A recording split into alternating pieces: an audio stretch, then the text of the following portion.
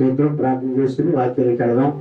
స్తోత్రములు ప్రభువా, దయగల దేవానికి వందనాలు. పరిశుద్ధ రాత్రికాల సమయం నుండి ఇప్పటి వరకు మమ్మల్ని సంఘంలో నీ వధువుని తీర్చిదిద్దులు స్తోత్రాలు చెల్లించున్నాము.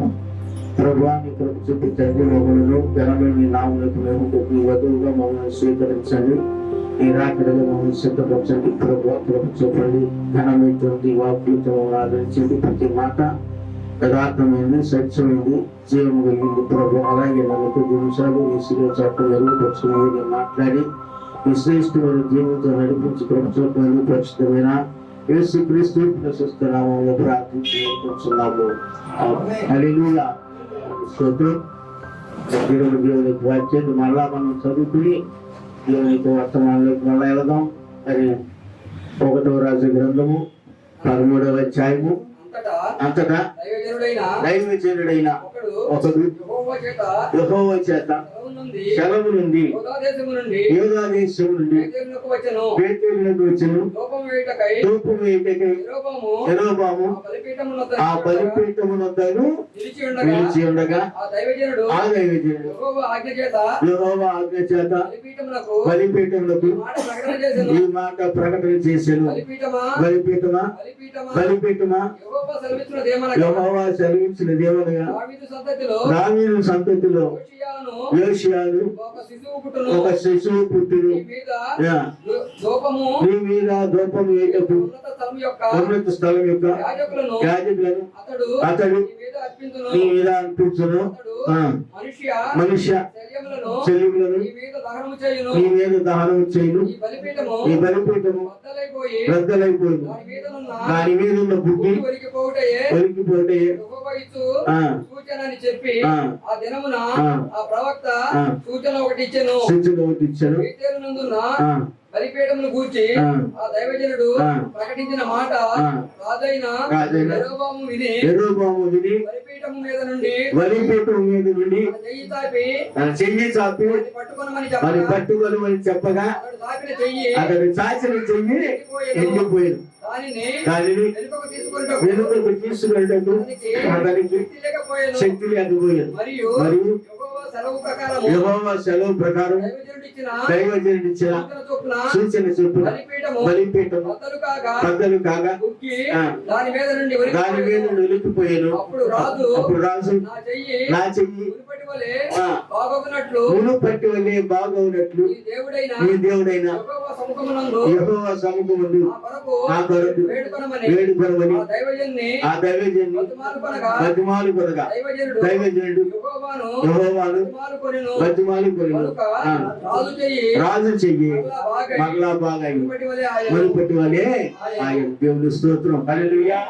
చదువుకునేటువంటి వాక్య భాగం వచ్చి మనం చూసినట్లయితే భక్తుల వాక్యము దైవజనుని యొక్క కోపములకు గురిగొడుట.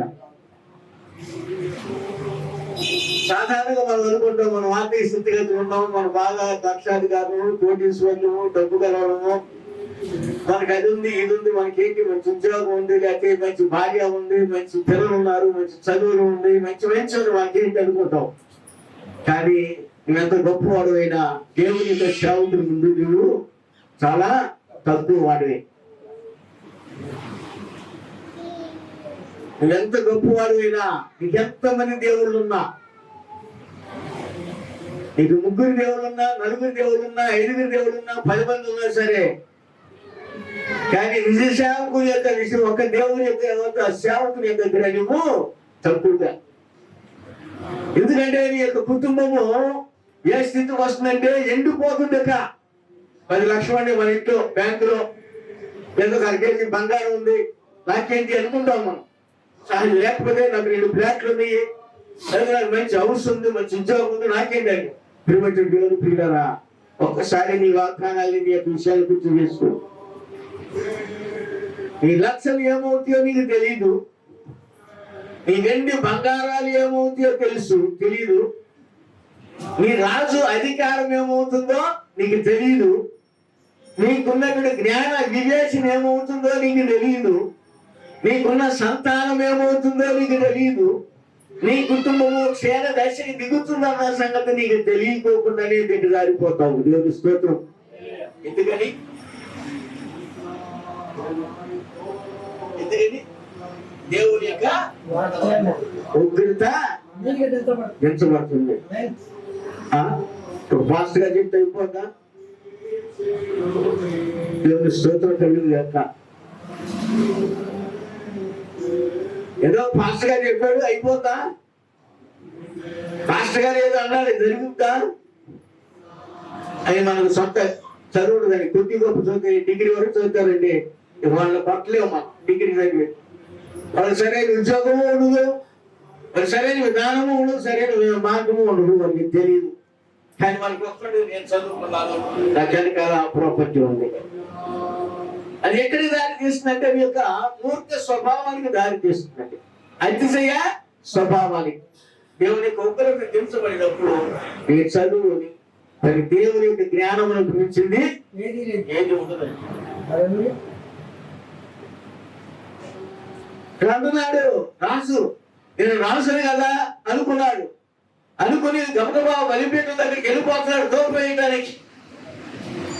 ఇక్కడ యాజకుడు చెప్తున్నా, అయ్యా తోపు వేసేటువంటి పని నీది కాదు, దావీదు సంతతిలో ఏసేటప్పుడు ఆయన వస్తాడు, ఆయన సూచనిస్తాడు, ఆ సూచన ఇస్తేనే అప్పుడు తోపు వేయాలి, ఆ వ్యక్తి వేయాలి కానీ మరొకటి వేయడానికి వీలు లేదని చెప్తున్నాడు దైవజనుడు. కానీ ఆయన చెప్పేటువంటి యొక్క మాటకి రాజు గారు ఏం చేశాడంటే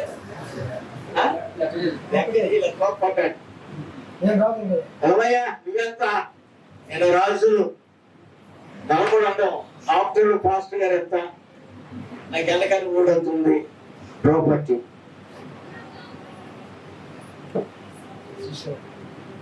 వెళ్ళే సంఘం పెద్ద సంఘము, ముగ్గురు దేవుళ్ళు ఉన్నారు, మంచి అందగాడు, మంచి మాటగారి, మంచి చదవరి, అన్నీ ఉన్నాయి గొప్ప. ఈ సంఘం కలిగి గొప్ప సంఘం అనుకుంటాం. ఖచ్చితంగా నీ కుటుంబం పతనాన్ని దారి చేసినట్టు నాకు తెలియదు. దేవుని యొక్క సంఘము ఎప్పుడు కూడా సామాన్యతలను ఉంటుంది, దేవుని యొక్క వధువు సామాన్యతలను ఉంటుంది. దేవుడు ఒక కుటుంబం ఆశ గమనించండి. మరి చిన్నపిల్లలే కదా అనుకుంటారు, చిన్నపిల్లలైనా సరే దేవుడు యొక్క ఉగ్రత దించబడినప్పుడు చిన్నలనేమి పెద్దలనేమి వృద్ధులనేమి ఎవరిని కూడా ఆయన విడిచిపెట్టే పరిస్థితి కూర్చున్నాను. చూడము ఎవరిని అవ్వదండి. మనం అనుకుంటాం అయ్యో చిన్నపిల్లలు కదా, నీ చిన్నపిల్లలు ప్రభు యొక్క దృష్టిలో నువ్వు చేసినటువంటి నేరం, నీ నేరం ఇక్కడ ప్రభువుకి ఎవరు అతిథులు కారు. నేను కూడా అనుకుంటా ప్రభు నమ్మకంగా మీ దగ్గరకు వచ్చేటువంటి కుటుంబం ఏ కుటుంబమైనా సరే, నేను వాస్తవంగా చెప్తాను, నీ దగ్గరికి మందిరం దగ్గరికి, ఈ మందిరంలో ఏ వ్యక్తి అయితే ఏ కుటుంబం అయితే నమ్మకం వస్తే ఆ కుటుంబం నీకు జీవిస్తాం, ఖచ్చితంగా నువ్వు ఆశిస్తావు. ఏ కుటుంబం అయితే రెండు మనసులు కలిగి, రెండు ఆలోచన కలిగి, లోపల ఒక ఆలోచన బయట ఒక ఆలోచన కలిగినదో ఆ కుటుంబం ఎప్పుడు జీవించబడదు, ఆశించబడదు. ఆ కుటుంబం ఏ కాదు, ఒకవేళ ధనం ఉంటే ఉండొచ్చు, చదువు ఉంటే ఉండొచ్చు, ఎంతమంది చదువుకుని ఉద్యోగాలు రోడ్ల మీద దగ్గరగా తిరుగుతున్నారు తెలుసండి. దేవుని యొక్క పరిస్థితి లేక ఎంతమంది ధనవంతులకు చివరికి మైండ్ దయపోయి వాళ్ళ యొక్క పరిస్థితి కుటుంబం పత్రం చేసుకున్న వాళ్ళు ఉన్నారో తెలుసు. రాసే పత్రం అయిపోయింది. ఎప్పుడైతే నేను రాజు అనుకున్నానంట, నేనే కట్టాను, నేను గొప్పడు కదా అనుకోలేదు కదా. ఏమనుకున్నాడు, నేను గొప్పవాడు కదా, నేను కదా ఈ పట్టణం అంతా కట్టింది నాకేంటి అనుకున్నాను. చూడ అయిపోయింది సీను, ఈ సీను అయిపోయింది, చరిత్ర అయిపోయింది. కాబట్టి నువ్వు అధికారం నుంచి తొలగించబడతావు, అడవి పాలవుతావు. అక్కడ ఏం వేస్తావు, గడ్డి వేస్తావు, నీ యొక్క చుట్టూ అదేంటంటే గొప్ప రాజు కదండి, అది బైబుల్లో ఉంది కదండి. ఇప్పుడు జరగవు కదండి, ఎలా జరగవా? జరిగితే జరగండి. దేవుడు ఎప్పుడు నిన్న నేడు నిరంతరము ఒకే రీతిగా ఉన్నాడు. మారని దేవుడు, మార్పు లేని దేవుడు.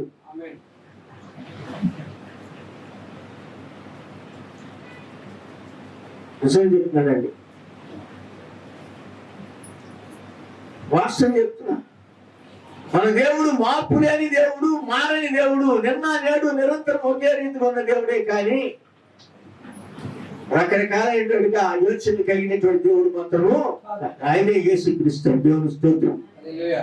కానీ ఈ రోజున మనం చాలా మంది ఏం చేస్తామంటే దేవుని విషయంలో సుఖం అనిపిస్తాం. కుక్కలు కూడా ఒక్కొక్కసారి కొన్ని చోట్ల కెయ్యని మురుగుతుంది. ఒక కుక్క మురిగిందంటే దాని వెనకాల ఇంకో కుక్క మురుగుతాం, దాని వెనకాల అట్లా మురుగుతాం. ఏంటో దానికి విసిపోయిందో పాప కుక్కలకి తెలియదండి. ఏంటో దాన్ని మురిగింది, నేను మురిగేంటే ఇంకోటి. అలా విశ్వాసులు కూడా ఒక వెర్రితనముతో ఏంటంటే వెర్రి అంటే పిచ్చోడు, వెర్రి అంటే పిచ్చివాడు. వెర్రివాడా ఈ రాత్రే పిచ్చోడా వచ్చాడా? అలాగే ఈ యొక్క ఎర్రెత్తింది రాశికి ఎవరికి? వీళ్ళు చేసినటువంటి నేరాలైతే ఆయనకు గుర్తు రావట్లా. ఆయన చేసిన నేరాలేంటి?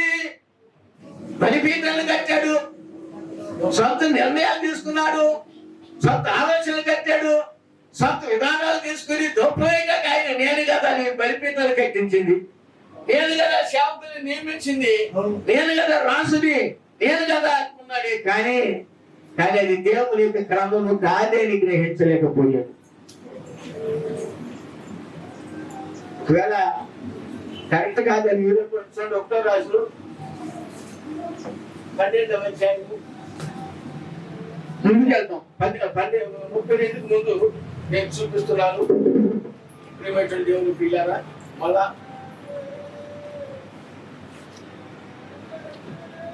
మన చాలా ఉంది రోజు ఎక్కడండి 27 13 12 27 యెరొబాము తన హృదయమందు తలంచి ఆలోచన చేసి 2 బంగారపు దూడలను చేయించి జనులను పిలిచి యెరూషలేమునకు పోవుట మీకు బహు కష్టము. ఇశ్రాయేలు వారులారా, ఐగుప్తు దేశంలో నుండి మిమ్మల్ని రప్పించిన మీ దేవుడు ఇదే అని చెప్పి ఒకటి బేతేలునందును ఒకటి దానునందును ఉంచాడు.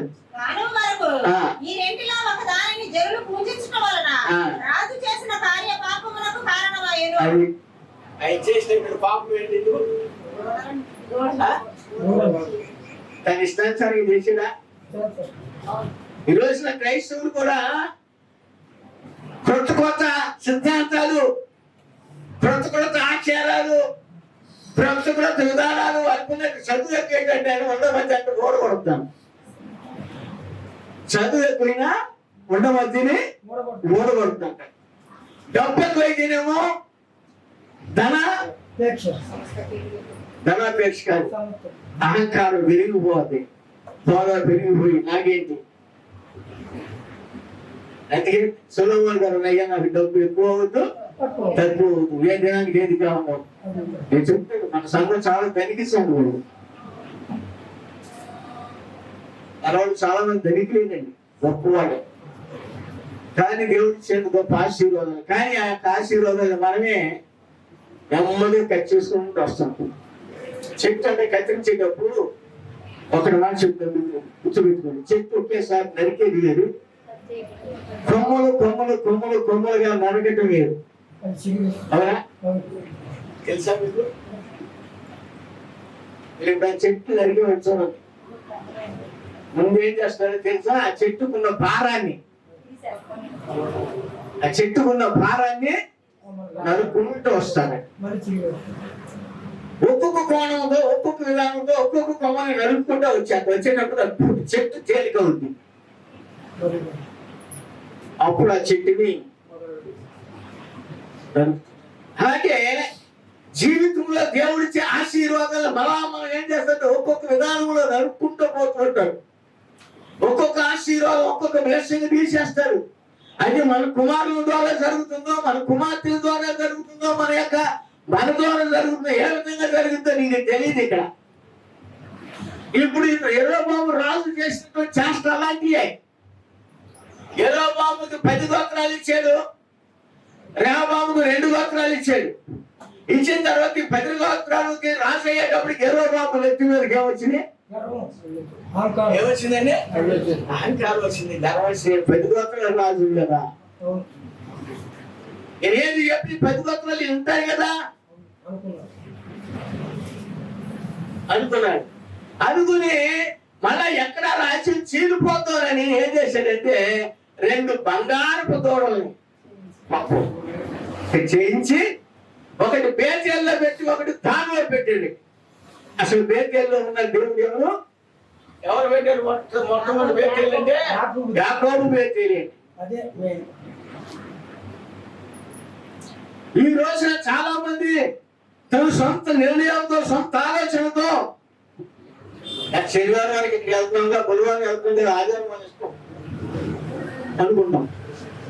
అయితే ఒకవేళ కొన్నిసార్లు కొన్ని విధానాలు ఏంటంటే బుధవారం శనివారం మన ఇంట్లో ప్రార్థన అయినప్పుడు సంఘం కావాల్సి వస్తుంది. అంటే మన గురించి సంఘము ప్రార్థన చేయాల్సి వస్తుంది. కాబట్టి మన శని ఆదివారాలు ఎక్కడికి వెళ్ళి ఆదివారం నాడు శని బుధవారం మిగిలిన ఇక్కడ ఉంటాం, మిగిలిన ఇంకో చోట అనేటువంటి విధానం కూడా ఆలోచన కలిగి ఉంటాం. అతికి తెలివితేట దానివల్ల నీవే నష్టపోతాం. నీ తెలివితేటలే నిన్ను నష్టాన్ని చేస్తాయి. నీ అతికి జ్ఞానమే, నీ చదువు నీకున్నదే నిన్ను ఆ కొమ్మలుగా కట్ చేసుకుంటూ వస్తుంది. ఆశీర్వాదం చెయ్యి ఎండుకోవటువంటి దేనికి? ఆశీర్వాదం దేనికండి? కార్యాలు. నీ ఇంటిలో కార్యాలు ఆగిపోతుంది, నీ బిడ్డల యొక్క కార్యాలు ఆగిపోతుంది, నీ భర్త యొక్క భర్తల కార్యం ఆగిపోతుంది, భార్య పట్ల కార్యం ఆగిపోతుంది, పరిస్థితులన్నీ కూడా తారుమారు. ఏంటంటే నీ ఇంట్లో క్రియలన్నీ మనం అనుకుంటాం శిలోహులు అనుకుంటాం. ఒకప్పుడు శిలోహులు దేవుడు అన్నాడు, ఇప్పుడు దేవునికి వధువు స్థానంలో శిలోహులు ఉన్నాయి. దేవుడు ఒకప్పుడు శిలోహులో దేవుడు ఉన్నాడు, ఇప్పుడు తనకు వధువులో దేవుడు శిలోహులు ఉంది. ప్రవక్త చెప్తాడు, యేసుక్రీస్తు విడిచిన కార్యములు సంఘము చేస్తుందన్నట్టు. దేవుని స్తోత్రం. వధువు చేయాలంట. భార్య భర్త స్థానాన్ని భార్య తీసుకున్నప్పుడు భార్య తన కార్యాన్ని చేయాలి. సంఘం చేస్తుంది. సంఘం గమనించిన దేవుడిగా నేను చెప్తున్నాను, ఎవరైనా ఉండేది, ఎవ్వరు అతీతులే కాదు దేవుడికి. దాన్ని మనం చేసేటప్పుడు మన ప్రార్థన యథార్థ హృదయం కలిగి యథార్థంగా ఉన్నప్పుడు నీ హృదయం ఏంటో దేవుడికి తెలిసినప్పుడు దేవుడి పట్ల కార్యం చేస్తాడు. మోసపూరితంగా ఉన్నప్పుడు ఆ మోసపూరితమైన కార్యాలే మనం పొందుతాం. మోసపోకుడి దేవుడు ఎక్కిరింపబడడు. ఓ మనుషుడా, నువ్వేమిచ్చుదావో ఆ పంట నువ్వు ఒకనొక కోసం. బుద్ధి గలవాడు దేవునికి వాక్యాన్ని వింటాడు. బుద్ధి గలవాడు దేవుని వాక్యాన్ని వింటాడు, ఆ వాక్యానికి పిలువబడతాడండి. బుద్ధి లేని వాడు వాక్యానికి తిరుగుబడతాడు. యెరొబాము చేసిన పని అదే. దేవుని వాక్యం, దేవునికి వాక్యం చెప్తుంది, నేను తప్ప నీకు దేవుడు లేడు, ఏ విగ్రహం చేయటం లేదు చెప్పింది. చెప్పు దేవుడు. కానీ యెరొబాము ఏం చేశాడు? ఒకటి బేతేల్లో పెట్టాడు, ఇదే దేవుని యొక్క సవరణకున్నాడు. అనుకుని ఇశ్రాయేలు మోసగించి చివరికి ఇశ్రాయేలు జీవితానికి కారకుడు, వారు పాపము చేయటానికి కారకుడయ్యే దేవుని స్తోత్రం. నేను బాగా చెప్తే యథార్థ హృదయంతో చెప్తున్నా. ఆయన చాలా కాలం క్రితం ఏదో కాదు ఏదో భాష మీరు అనుకోవచ్చు.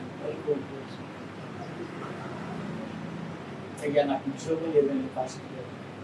చాలా దీనత్వం కలిగి దయాతో హృదయంతో ప్రజలాడి సార్ ఒక ఆయన మీకు తెలియదు అయ్యా. సరే నేనేం చేశాను అయ్యా, ప్రార్థనలో పెడదాం చేద్దాం, దేవుడు నీకు సహాయం చేస్తాడు. మనం చేసేది కాదు కదా, కేవలం మనం చేయగలిగింది ప్రార్థనే కదండి నేను చేయగలిగింది. దేవుడు ఆయన పని ఆయన చేసి వెళ్ళిపోతాడు. రోజు ప్రార్థనలో పెట్టుకుంటాడు, ప్రార్థన చేస్తున్నాడు. సరే ఆయన కొన్ని రోజుల తర్వాత, కొన్ని రోజుల వరకు బాగా నమ్మకానే మనతో బాగున్నాడు. చక్కగా సాహసం అంటే ఈ సాహసం కాదు, మామూలుగా. కొన్ని తర్వాత ఆయన రూట్ మారిపోయింది, విధానం మారిపోయింది. కాబట్టి ప్రభా ఎంత మోసగించాడు చూసావా. నిజంగా నేను అన్న ప్రభువా ఎంత మోసగించాడు ప్రభువా అని అది దేవుడు చెప్తున్నాడు. అయినా ఎక్కడికి వెళ్ళడం ఆ వాసం తనకు పంపించుదని ఒక 3-4 నెలల తర్వాత మళ్ళా ఉద్యోగం ఊడిపోయింది. ఉద్యోగం ఊడిపోయింది. ఆ ఉద్యోగం ఊడిపోయిన తర్వాత ఇక మొదలెట్టేసేది పరిస్థితి. అయిగా ఊహించలేదు ఇలా జరిగింది అదని. ఏం చేద్దాం మనం దేవుడు చేసుకునేది మన చేతులారా చేసి మన క్రియలు ఏమవుతాయండి.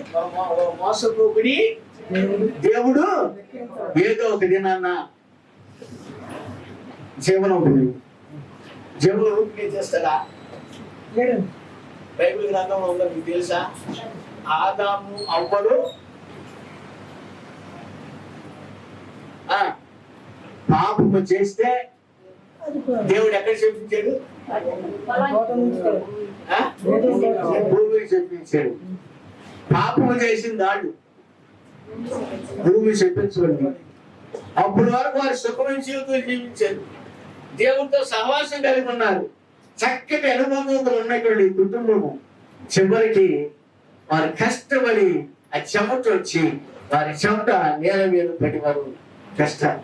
అలాగే ఒక్కొక్కసారి మనం అనుకుంటాం మన యొక్క పాపము, మన యొక్క అవినీతి మనల్ని ఏం చేస్తుందంట.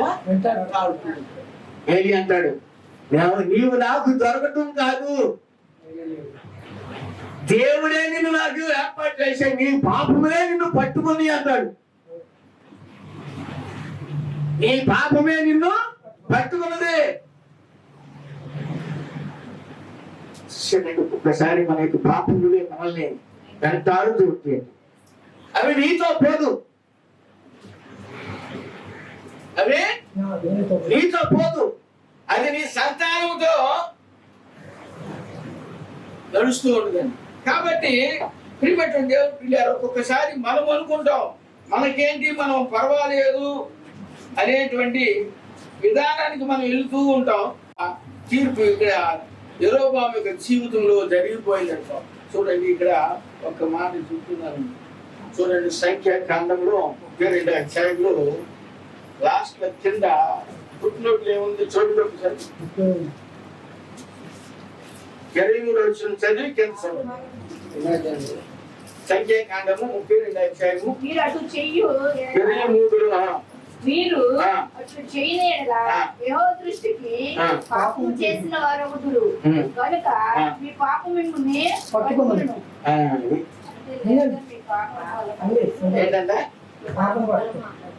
పాప మనము చేసిన పాపమే మనల్ని పట్టుకుంటుంది. ఆ పాప ఫలం యొక్క ఆ భారాన్ని మనం మోయాల్సిందే. చిన్నవాడు లేదు, పెద్దవాడు లేదు. ఇప్పుడు యెరొబాము యొక్క జీవితం అయిపోయింది. చివరికి యెరొబాము యొక్క పరిస్థితి ఏమైందంటే, ఒకనొక దినాన యెరొబాము యొక్క కుమారుడు చూడండి 14. ఆ కాలమున యెరొబాము కుమారుడైన అబియా కాయిలా పడగా యెరొబాము తన భార్యతో ఇట్లా నేను నీవు లేచి యెరొబాము భార్యవని తెలియక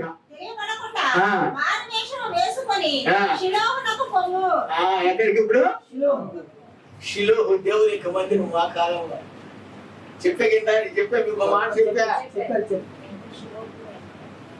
ఆ కాలంలో షిలోహులో దేవుడు ఉన్నాడు, గుర్తుపెట్టుకొని చాలా నోట్ చేసుకోండి.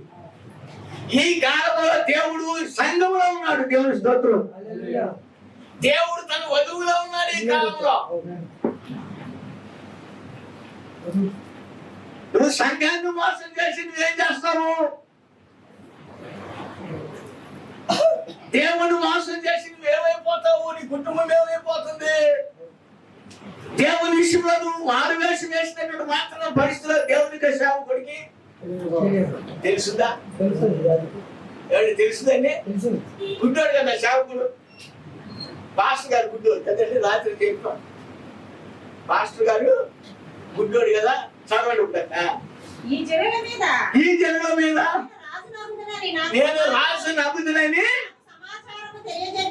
నాకు సమాచారము తెలియజెప్పిన. ఏ సమాచారం రాజు అవుతాడు చెప్పాడు ఆ యొక్క ప్రవక్త ఉన్నాడు. అక్కడికి వెళ్ళమన్నాడు. అంతేనండి. అదేంటండి ప్రవక్త చెప్పినప్పుడు మాత్రం జరుగుద్దా? నేను కొన్ని విషయాలు చెప్పకూడదు. మన యొక్క పరిస్థితులు బట్టి మనం వాటిని దాటేసి వదిలించి మనం అనుకుంటాం ఫాస్ట్గా చెప్పినట్టు మాత్రం అది అవుతా?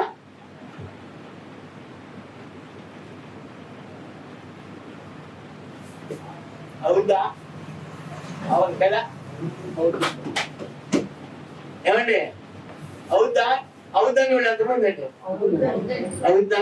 నిజంగా హృదయంగా నమ్ముతున్నారా? ఇది హృదయంతో నమ్మితే ఖచ్చితంగా జరుగును కాక. దేవుని స్తోత్రం.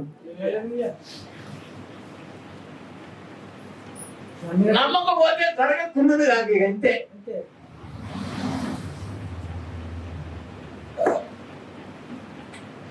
నమ్మకపోతే జరగకుండదు కాక, నమ్మితే జరుగును కాక, కలుగును కాక. అలాగే దేవుడు ఇక్కడ అభ్యా జబ్బు పడ్డాడు.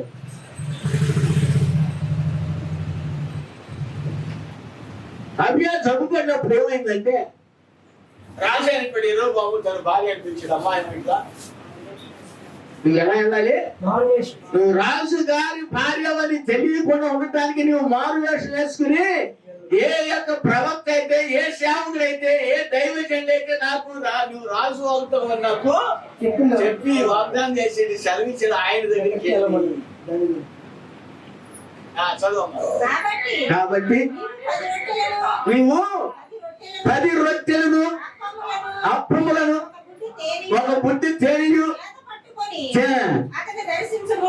చూడండి. ఇవన్నీ ఇప్పుడు ఆ ప్రవక్తకి లంచమా? చేసిందేమో నేరం. అదేనా? ఇప్పుడు ప్రవక్త నువ్వు చేసిన నేరానికి ఈ యొక్క అప్పాలు, ఈ తేనె, ఈ బుడ్డి తీసుకున్నంత మాత్రాన ఆ ప్రవక్త దాన్ని స్వీకరించి దీవిస్తాడా? దీవించాడంటే తప్పుడు యొక్క ప్రవక్త, అబద్ధపు ప్రవక్త, అబద్ధపు సేవకుడు నువ్వేం చేసినా నువ్వు ఆశీర్వాదము పొందుతావంటే ఆ సేవకుడి కానే. వాక్యం చేత గద్దించని సేవకుడి కానే కాదు. అదంతే లెక్క. ఇప్పుడు రాజు గారి యొక్క తెలివితేటల జ్ఞానం ఏదో పాస్టర్ గారికి కానిపిస్తున్నాగా కంపల్సరీగా పాస్టర్ గారు మన గురించి అనుకుంటాడు. అవును చెప్తాను. పాస్టర్ గారికి మీరు దేవుడికి కానిపిస్తున్నారు కాబట్టి దేవుడు నేను 10 రెట్లు ఇస్తున్నాడు, 9 రెట్లు ఇస్తున్నాడు, ఎంత ఇస్తున్నాడు ఇస్తున్నాడు. మిగిలినటువంటి విషయాలు దేవుడి పాస్టర్ గారి యొక్క విషయము మీరు అనుకోవచ్చు. పాస్టర్ గారికి మనం కానిపించేటప్పుడు మన గురించి ఎందుకు కాదు. నాకు చాలా మంది బయట నుంచి కూడా ఇస్తారు ఎవరా. ఒక మంచి సేవకుడు దేవుడు సెలవిస్తే ఒక ద్వారం ఇస్తేనంట ఒక ద్వారం 7 ద్వారాలు తెలుస్తాడు. దేవుని స్తోత్రం. ఒక వ్యక్తి దుప్పులు మూసే 3-4 దుప్పులు ఇప్పుతాడు బయట. నిజమైన సేవకుడి యొక్క లక్షణాలు. అంతేగాని అయ్యో ఇది ఇస్తున్నారు అనేటువంటి ఆలోచన కలిగి తప్పు కూడా ఆ వ్యక్తి తప్పు చేస్తే తప్పు అనటానికి లేదంటే నీ కుటుంబం పరిస్థితిని మారిపోయింది. నీకెంత బంగారం ఉండొచ్చు. తవ్వుతున్నారు ఇప్పుడు, బంగారాలు అవన్నీ చేస్తున్నారు. అదంతా రాత్రంతా ఏమయ్యారు, శాలనీలో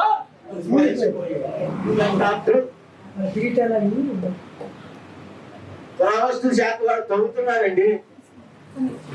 దావీదు యొక్క సమాధులు, వీళ్ళందరూ సమాధులు, రాసుల యొక్క సమాధులు,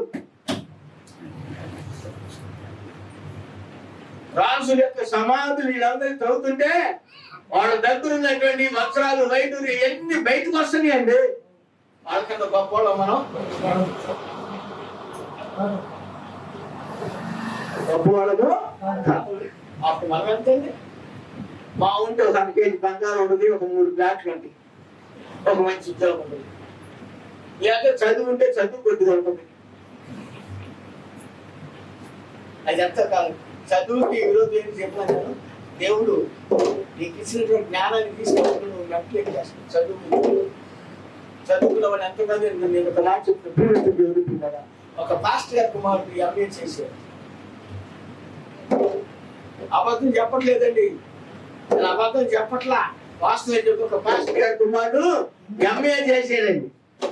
ఆ పాస్టర్ గారు చాలా డీరెస్ట్ ఫ్రెండ్.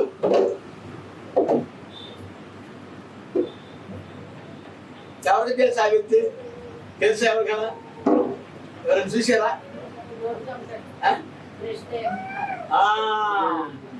అవునా? చదువు ఏమైంది? చదువు ఏమైంది ఇప్పుడు? ఏమవుతున్నాడు?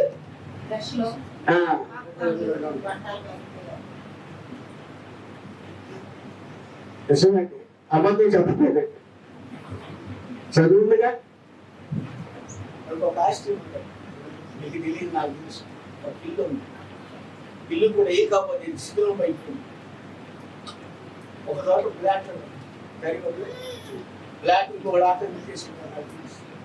గన్నవరంలో ఒక ఫ్లాట్ ఉంది, ఆ ఫ్లాట్ సొంత తమ్ముడే ఆక్రమించి చేసుకున్నాను. ఆయన 3 కూతుళ్ళు, 3 కూతుళ్ళు ఒక్క ఆమె చక్కగా దేవుడి దగ్గర గడుపుతుంది. వీళ్ళిద్దరూ అన్ని ఇల్లు తెలుసుకుంటారు,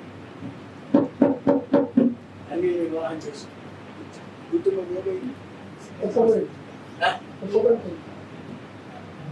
నిజమైంది, అబద్ధం కాదు.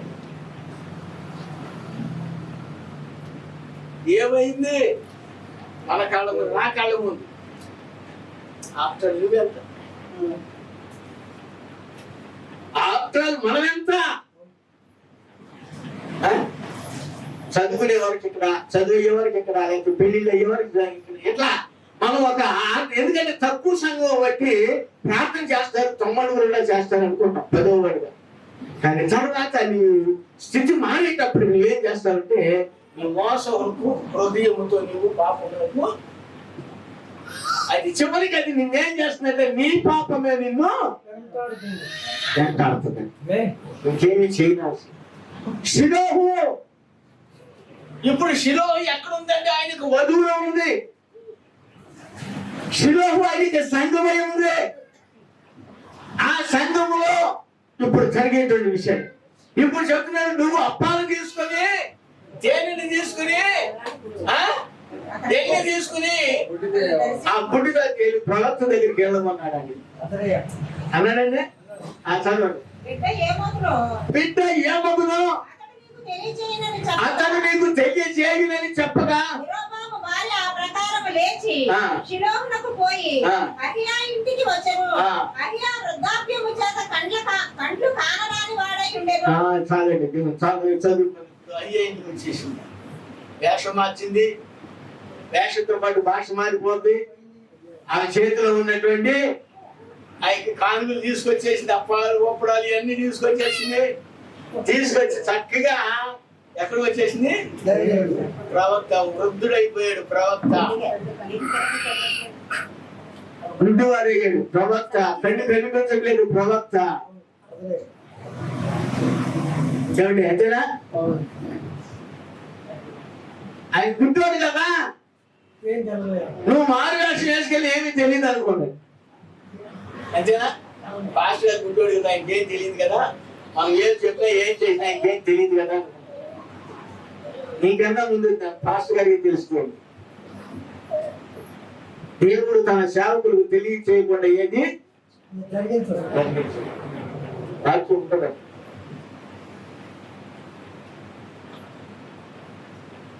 దేవుడు తన సేవకులకు బయలుపరచకుండా ఏది చెయ్యాలి. ఆమోసు 3. పాస్టర్ గారికి తెలియదు, అయ్యాకి తెలియదు, కానీ అయ్యా దగ్గరకు ఒక వచ్చేసిందండి. వచ్చిందా ఏం చెప్తారు చదువు? అంతటా యెహోవా అహియాతో సెలవిచ్చినది అంతటా యెహోవా అహియాతో సెలవించినదేమనగా, యెరోబాము కుమారుడు కాయిలాగా ఉన్నాడు కనుక అతనిని గూర్చి నీ నీ చేత విచారించుటకు యెరోబాము భార్య వచ్చుచున్నదని ఆమె మారువేషము వేసుకొని ఆ. మరియొకతై ఉన్నట్టుగా ఆ. వచ్చుచున్నది కనుక అబ్బా నేను నీకు సెలవించినట్టు దేవుని స్తోత్రం. హల్లెలూయా. ఎంత చక్కటి విషయాలు చెప్తున్నాడంటే ఎవరు? ఆ? దేవుడు చెప్తున్నాడు ఎవరికి? అయ్యాకి. గుడ్డివాడు, ప్రవక్త, వృద్ధుడు, కదలేనట్టు పరిస్థితి ఉండొచ్చు, కళ్ళు కనిపించము, వృద్ధుడయ్యాడు, అయినను దేవుడు ఏం చెప్పాడు? అయ్యా భార్య గమనించింది. యెరోబాము భార్య మారు వేషం వేసుకొని వేరొకలాగా. చూడండి, నేను అంటే మారు వేషంతో పాటు భాష మారదా మారదా? మారిందా? వేరొక వ్యక్తిలాగా వస్తుంది. ఎందుకు వస్తుంది? తన యొక్క కుమారుడు కాయిలా పడి ఉన్నాడు విచారించడానికి, తెలుసుకోవడానికి వస్తుంది. అంతేనండి అని చెప్పి ఎవరు చెప్పారు? ఎవరైనా చెప్పారా? మేము చేసిన దానికి పాస్ట్ గారు ఇంకో అని చెప్పారు, వాళ్ళు చెప్పి వీళ్ళు చెప్పారు. ఎవరు చెప్పని అవసరం లేదు. దేవుడు చెప్తాడు. దేవుడి స్తోత్రం. మనం నిత్యము దేవుడితో ఉన్నప్పుడు, మనం నిత్యము దేవుడితో సహవాసం చేసినప్పుడు దేవుడే ప్రతి సంగతిని బయలుపరుస్తాడు.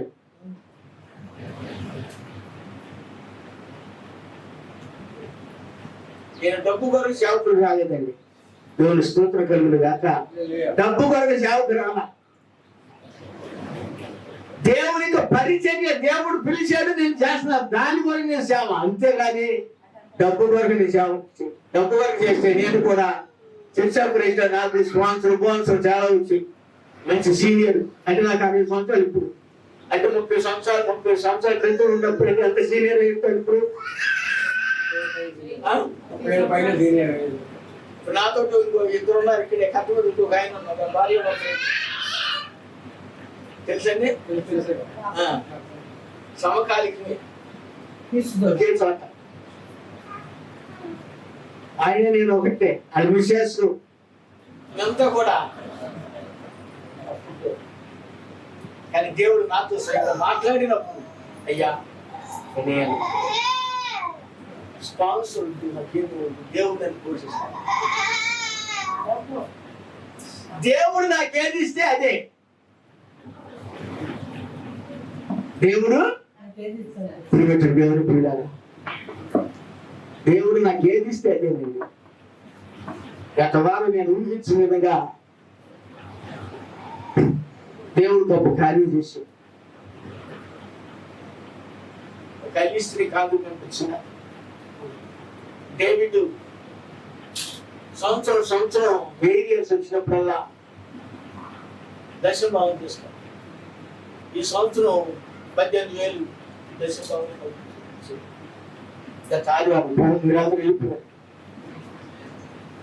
ఇప్పుడు ఆ డబ్బులు వేస్ట్ నేను పాడు చేసి ఏం చేసి తెలుసు, ఒక అరడాలు కూర్చి అప్పుడు అయితే శుభ్రంగా ఉండాలి. ఎవరైనా అధికంగా 4-3 బయట వాళ్ళు వచ్చినా కూర్చుంటే కానీ కుర్చీలు తీసుకొచ్చి ఒక 6,000 ఖర్చు. ఎందుకంటే గత సంవత్సరం ఇచ్చినప్పుడు ఏమో టేపులు కొనుక్కున్నా, ఈ సంవత్సరం కుర్చీలు తీసుకొచ్చి ఎందుకంటే ఇచ్చినప్పుడు ఆ వ్యక్తికి కూడా ఏముండాలి? ముందు ఆశీర్వాదం ఉండాలి. ఆ వ్యక్తికి బ్లెస్సింగ్ ఉండాలండి.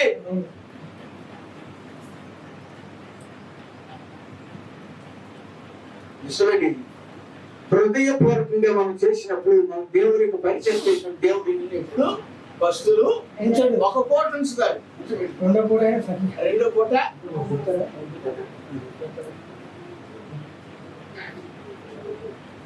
ఒక పూట ఒక సమయానికి ఎందుకు పోవచ్చు. ఏదైతే కాపుల ద్వారా ఏ విధంగా వచ్చిందో తన సేవకులు కూడా దేవుడు అలాగే పంపిస్తాడు.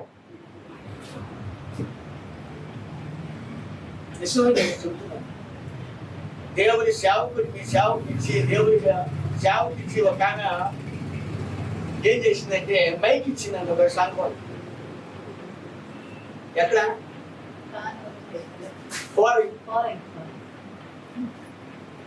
మైక్ ఇచ్చిన తర్వాత కొంతకాలానికి ఆ పాస్టర్ గారికి ఆ మైక్ ఇచ్చడానికి గొడవ వచ్చిందండి.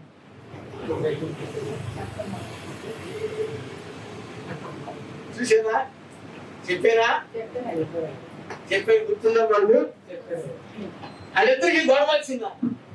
వచ్చేటప్పటికి ఆమె వెళ్ళిపోయి అంది కదా, మాస్టర్ గారు నేను ఈ చర్చి మీద మైక్ సెట్ ఇచ్చే కదా, ఆ మైక్ మాకు చేయండి అని తీసుకెళ్ళి కరెక్ట్ ఇచ్చిన మాట తీసుకోమ్మా.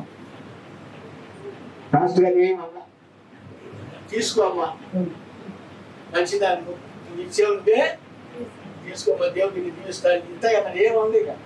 పాస్టర్ గారు ఒకటే అంటే అది మంచి అయినా చెడైనా ఏమంటారో తెలుసా? దేవుడు నిన్ను దీవించింది. మరొక మాట అంటే దానికి లాభాయితం చేస్తాం కదండి. అందుకని ప్రతి పాస్టర్ గారు ఏ సేవకుడు ఏంటంటే నువ్వు మంచి చేసి దేవుడు నేను దీవించింది అత్తయ్యే తీసుకెళ్ళిపోయింది. కొన్ని రోజులు బాగున్న తర్వాత కుటుంబంలో ఏం జరిగింది చెప్పాను ఒకసారి. ఏం జరిగింది?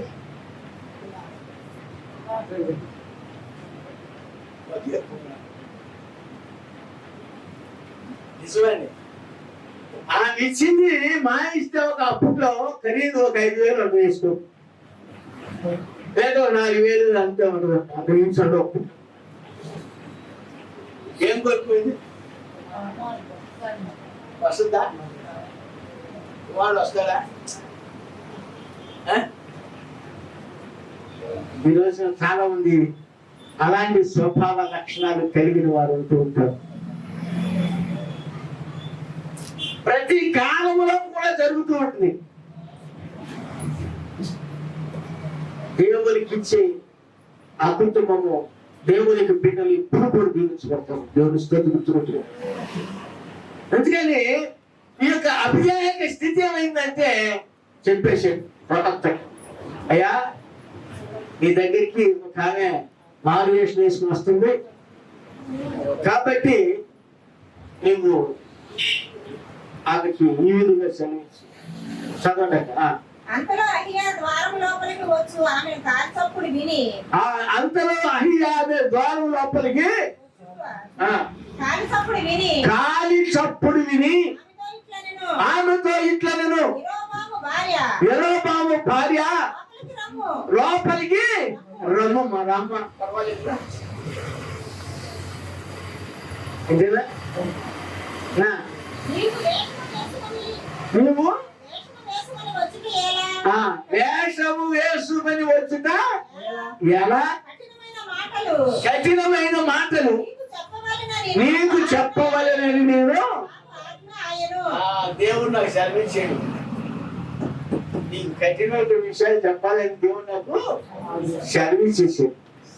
ఏంటి ఆ మాటలు అంటే, నీవు వెళ్ళి యెరోబాముతో చెప్పవలసినది ఏమనగా ఇశ్రాయేలీయుల దేవుడైన యెహోవా నీ ప్రకారము సెలవించుచున్నాడు. నేను నిన్ను ఎక్కడికి తీసాను అన్నాడు? చెరువులోంచి తీసి హెచ్చింపజేసి ఇశ్రాయేలు వారిని నిన్ను అధికారిగా నియమించి దావీదు సంతతి వారి యొద్ద నుండి రాజ్యమును తీసి నీకు ఇచ్చి ఉంటినను నా ఆజ్ఞలను గైకొని మనఃపూర్తిగా అనుసరించి నా దృష్టికి ఏది అనుకూలమో దాని మాత్రమే చేసిన నా సేవకుడైన దావీదు చేసినట్టు నీవు చేయక నీకంటే ముందుగా ఉండిన వారందరికంటేను అధికముగా నీ కీడు చేసి ఉన్నావు. నన్ను ఏం చేసేది ఇప్పుడు? కీడు చేసేది. ఇప్పుడు మన పాపాలే మనల్ని ఎంకరేజ్ చేయండి. పాస్ట్ గారు అన్నాడు అనుకోవద్దు, మేము పాస్టర్ గారు అన్నాడు ఇలా జరిగింది, పాస్టర్ గారు అన్నాడు ఇలా జరిగింది, సంఘం ఇలా అనుకోవద్దు. మన క్రియలే మనం ఇంట్రెస్ట్ మోసపోకుడి దేవుడు. కానీ దేవుడు అక్కడ వాడుకుంటాడు, ఒక పాత్రను వాడుకున్నాడు ఇక్కడ. అప్పుడు అయ్యా ఏమన్నాడంటే నన్ను బొత్తుగా విసర్జించి ఇతర దేవతలను పోత విగ్రహములను పెట్టుకొని నాకు కోపము పుట్టించి ఉన్నావు. కాబట్టి యెరోబాము సంతతి వారి మీదకి నేను కీడు రప్పించుచు ఇశ్రాయేలు వారిలో అల్పులను గాని గనులను గాని లేకుండా మగవారిని అందరినీ యెరోబాము వంశము నుండి నిర్మూలము చేసి పెంటంతయు పోవునట్లుగా ఒకడు అవతలకు దానిని మూర్చివేసినట్టు యెరోబాము సంతతిలో శేషించిన వారిని నేను మూర్చివేయుదును.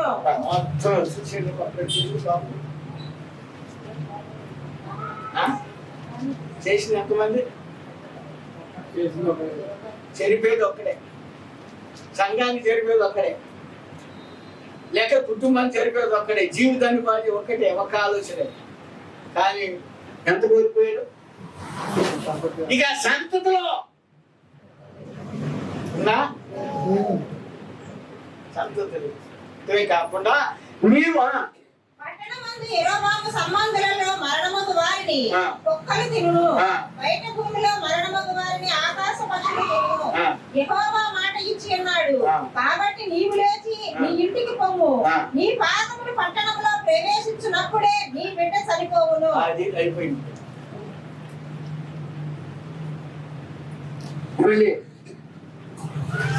ఎవరు చెప్పారు ఈ మాట? ఎవరు చెప్పారండి? సెలవిచ్చాడు దేవుడు. తన సేవకుడు అయినటువంటి అయ్యా ద్వారా సెలవిచ్చేశాడు. యెరోబాము సంతతిలో ఎవరు కూడా ఉండరు. అయితే వారి సంతానాన్ని కుక్కలు తింటి అన్న. అవునా? అంతేకాకుండా ఇది గొప్ప విషయం ఏంటంటే, నీవు నీ పాదాలు నీ పట్టణాన్ని తాకగానే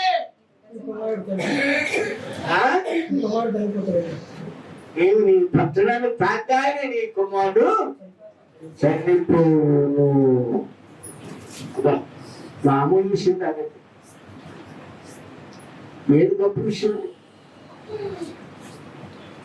దేవుని కుక్కరికి ఎలా దించబడుతుంది? లేదండి ఆ కాలంలో అయితే జరిగింది, ప్రవక్తలు ఉన్నారు, ఈ కాలంలో జరగదనుకుంటున్నావా? ఈ కాలంలో అపోస్తలుల కార్యములు 13వ అధ్యాయం 6వ విషయం చదువు. వారు ఆ ద్వీపమందంతటా సంచరించి పోవు పాపను ఊరికి వచ్చి వచ్చినప్పుడు గారడీ వాడును అబద్ధ ప్రవక్తయులైన పేరేకి పెట్టుకున్నాడు పాపం. ఒక యూదుని చూచిరి. ఇతడు వివేకం గలవాడైన సెర్గి పౌలు అను అధిపతి అతనుండెను. అతడు బర్నబాను పౌలును పిలిపించి దేవుని వాక్యం వినగోరెను. పేరేకి పెట్టుకున్నాడు.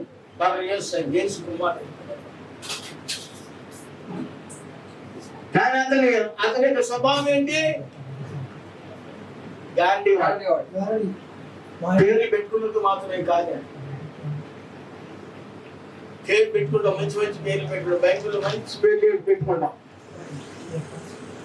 జీవితం యెరోబాము అంటే ఇశ్రాయేలు యొక్క ప్రజలకు ఆశీర్వాదం కారకుడై ఉండదు.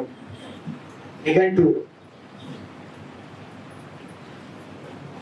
మీరు ఏది తీసిన నిఘంటువు చూస్తా, వ్యాఖ్యానం చూస్తా, వర్తమానం చూస్తా, బైబిల్, ఈ 4 చూస్తా.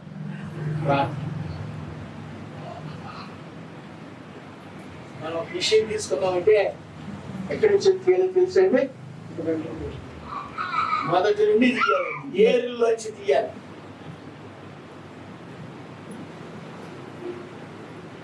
ఏదో ఆశామాషిగా దేవుడు నాకు దాచేసుకుని దేవుడిని దీవించుగా పెట్టే ఆశ అవుతాడు. మంది ప్రభు సెలవిచ్చింది ప్రభు ఏది ఇస్తే ప్రభు ఏది చెప్తే సంఘాన్ని ఎంతమంది ఉన్నారు ఇంత రాత చెప్పి క్వాలిటీ ముఖ్యం కానీ క్వాంటిటీ ముఖ్యం కాదు. సంఖ్య ముఖ్యం కాదు కానీ ఎంతమంది అని.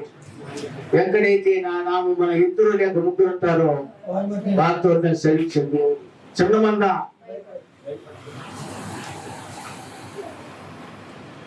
చిన్న మందితోనే దేవునికి కార్యం ఉంది, చిన్న మందితోనే దేవునికి వాక్కు ఉంది. ఆ చిన్న మందితోనే నేను చెప్పా కదా 10 మంది ఉన్నారనుకో 11 వాళ్ళు మనం లెక్కలు చేస్తారు, ఇక్కడ ప్రార్థన చేస్తారు, మనకి కార్యం జరగలేదు.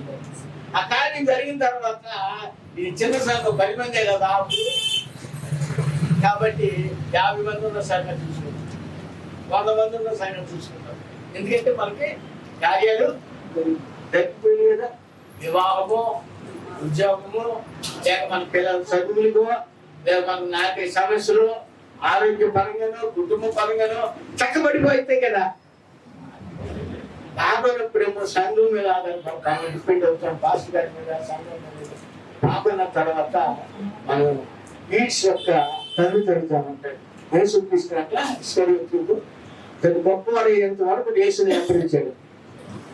గొప్పవాడైన తర్వాత ఆ సంచి నిండిన తర్వాత యేసుని విసర్జించేసి ఎక్కడికి వెళ్ళాడు?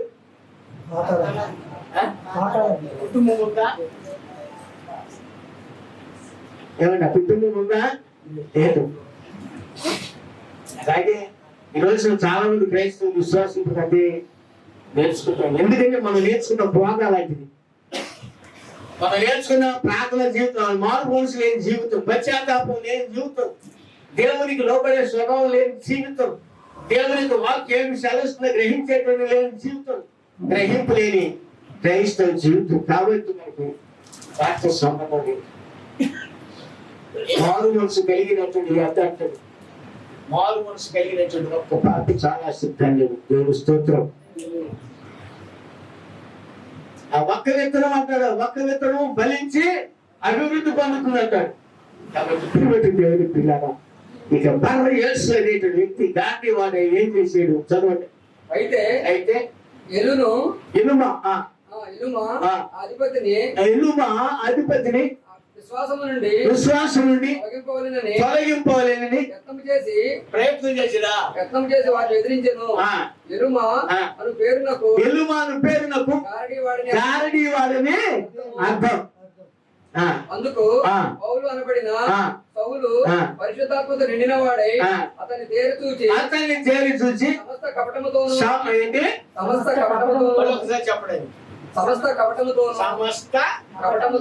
అంటే దాని హృదయం దేంతో ఉంది? దేంతో ఉంది?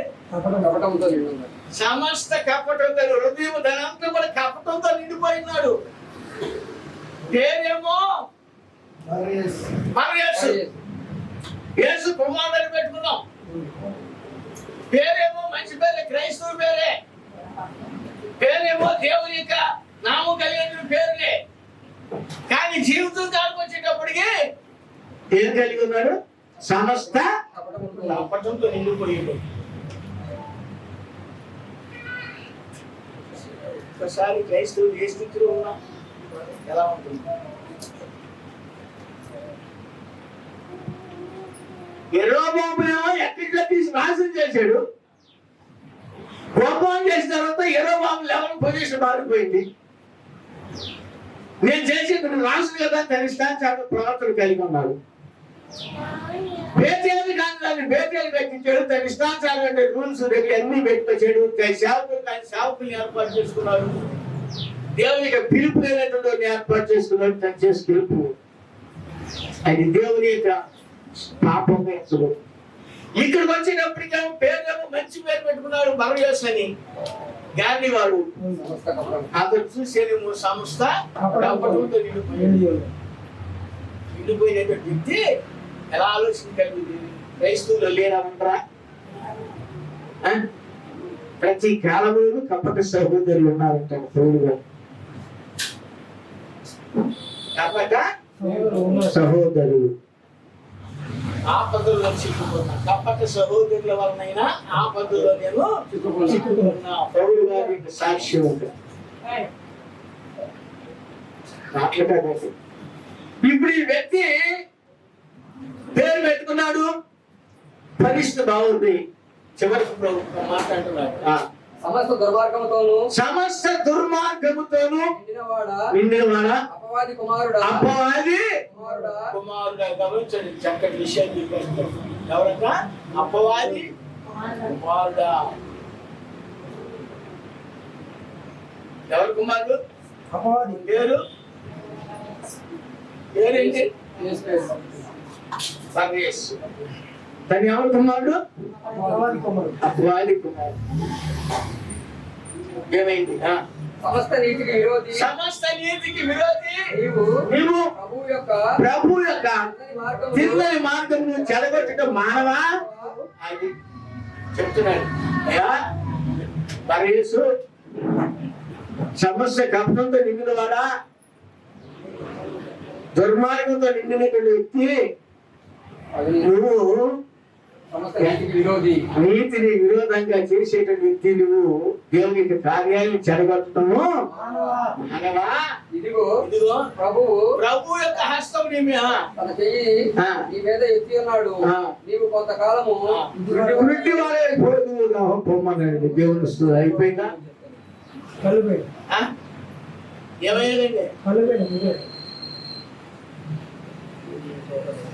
ప్రభువు నీ మీద చెయ్యెత్తేశాడు. అయిపోయింది నీ సీను. నువ్వు కొంతకాలం గుడ్డివాడు అయిపోతావు పొమ్మన్నాడు ఆయన. అట్టగే గుడ్డివాడు.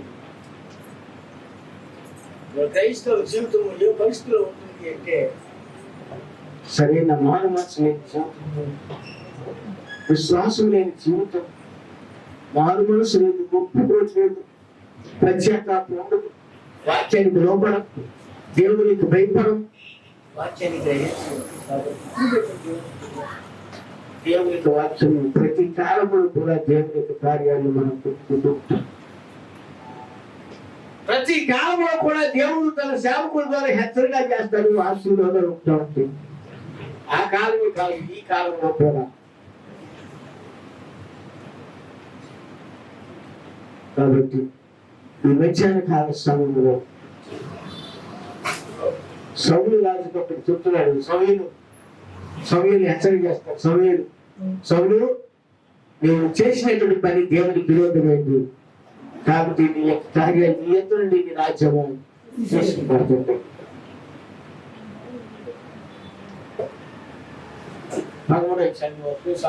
సమూయేలు చెప్పినట్టు అతడు 7 దినములు ఆగి సమూయేలు గిబ్రాలకు రాకపోవటయు జనులు తన యొద్ద నుండి చెదిరిపోవటయు చూచి దహన బలులను సమాధాన బలులను నా యొద్దకు తీసుకొని రమ్మని చెప్పి దహన బలి అర్పించెను. అతడు దహన బలి అర్పించి సాధించిన వెంటనే సమూయేలు వచ్చెను. పౌలు అతన్ని కలిసి అతనికి వందనము చేయుటకై బయలుదేరగా సమూయేలు అతనితో నీవు చేసిన పని ఏమని అడిగాను. అందుకు సౌలు జనులు నా యొద్ద నుండి చెదిరిపోవుటయు నిర్ణయ కాలమున నీవు రాకపోవుటయు ఫిలిష్తీయులు వికష్ములు కూడియుటయు నేను చూచి ఇంకను యెహోవాను శాంతిపరచక మునిపే ఫిలిష్తీయులు గిల్గాలునకు వచ్చి నా మీద పడుకుదురని నా అంతటా నేను సాహసించి దహన బలి అర్పించుతాను. ఇష్టానుసారం చేసుకుంటాను. ఏమన్నా మాకు తెలుసా? నీవు సమయానికి రాకపోవటం చూసారా? ఎవరి మీద పెట్టాడు? సమయానికి రాకపోవటం. నువ్వు చేసిన నేరం ఏంటి ఇక్కడ? మేము నేరం చేసావు. నీవు నేరం చేసి సమూయేలు వేసి నువ్వు సకాలానికి రాలేదు, పిలిస్తే యుద్ధానికి వచ్చాను, నేనేం చేయను తిప్పుతాను. కానీ అప్పుడు సమూయేలు అందరూ ఈ యొక్క కార్యాలు ఏంటి చూడా, నీ యొద్ద నుండి నీ రాజ్యము చేసి పురుగులోనైనటువంటి దావీదుకి ఇవ్వబడుతుంది దేవుని స్తోత్రం. కాబట్టి ఇప్పుడు దేవుడు పిల్లల దేవుని వాక్యంతో మనం జీవించినప్పుడు వాక్యమే నీ పట్ల కార్యం చేస్తుంది. కానీ మోసపూరితమైనటువంటి వేషధారిక జీవితం, మారు మనసు లేని స్థితిలో మనం ఉన్నప్పుడు ఏ కార్యాన్ని పెట్టుకోవాలి. దేవుని పట్ల ఏ కార్యం చేయాలని తెలుసు, దేవునికి సేవకుని తెలుసు. ప్రభువా పరిస్థితి చక్కగా ఆ కుటుంబం శ్రమలో ఉన్నది, ఆ కుటుంబం బాధలో ఉన్నది, ఆ వ్యక్తి సమస్యలో ఉన్నాడు, ఆ వ్యక్తి రుణాలతో ఉన్నాడు, ఆ వ్యక్తి వ్యాధిలో ఉన్నాడు, ఆ వ్యక్తి ఉద్యోగం లేక, ఆ బిడ్డలు చదువు లేక, ఇలాంటి పరిస్థితులు ఉండాలని మనం పెట్టేటువంటి పరిస్థితి ఎవరికైతే సేవకుడు. సేవకుడినా? కానీ మనం ఆ సేవకుడికి మనం ఏం చేస్తున్నాం? ఈరోజు విశ్వాసం క్రైస్తవులు ఏం చేస్తున్నామంటే తెలియని విధంగా దేవునికి ఆశీర్వాదాలు మనమే పోగొట్టుకుంటూ మనం తిరిగి మనం ఎదుగుతుగా ఆలోచన చేస్తూ దేవుని పిల్లలు ఎప్పుడు కూడా దేవునికి సేవకుడు సేవకుడు చెప్పింది అది తప్పాయి ఉప్పు అనేటువంటి తర్వాత చెప్పాడు విను, చెప్పాడు నీవు విను, చెప్పాడు నువ్వు చెయ్యి. చెప్పాడు ఎవరిలో ఆయన చెప్పింది మీరు చెయ్యింది. అలా అయితేనే మనం ఆశీర్వదించుకుంటాం. చూడండి, కాబట్టి ఈరోజు నేను చెప్పాను ఏదో దగ్గర ఉందని వెళ్తున్నాం కదా, మన సంఘం కాదు మన దగ్గర ఉందని వెళ్తున్నాం అనుకుంటున్నాను. దగ్గర ఉందని రాకపోయినా పర్వాలేదు కానీ దేవునికి నమ్మకమైన పిల్లలు ఉండొచ్చు. ఏదో దగ్గర ఉంది కదా, మనకి దగ్గరలో ఉన్నాం కదా అనుకుంటాం. ఏదో సమయం కాలక్షేపానికి వెళ్దాం, టైం పాస్ కదా అనుకుంటాం. దేవుడికి నమ్మకం వచ్చినప్పుడు నమ్మకమైన దీవెనలు పొందుకుంటారు, నమ్మకమైన ఆశీర్వాదాలు నీకు నీ కుటుంబంలో పెట్టారు. కాబట్టి ఇప్పుడు మధ్యాహ్న కాల సమయంలో ప్రతి కాలంలో కూడా దేవుడు తన సేవకుల ద్వారా తన కార్యాన్ని చేస్తూ ఉంటాడు. దేవుడి వాక్యం ద్వారా కూర్చుని అందరినీ దీవించి బలపరిచి ఆశీర్వదించిన దాకా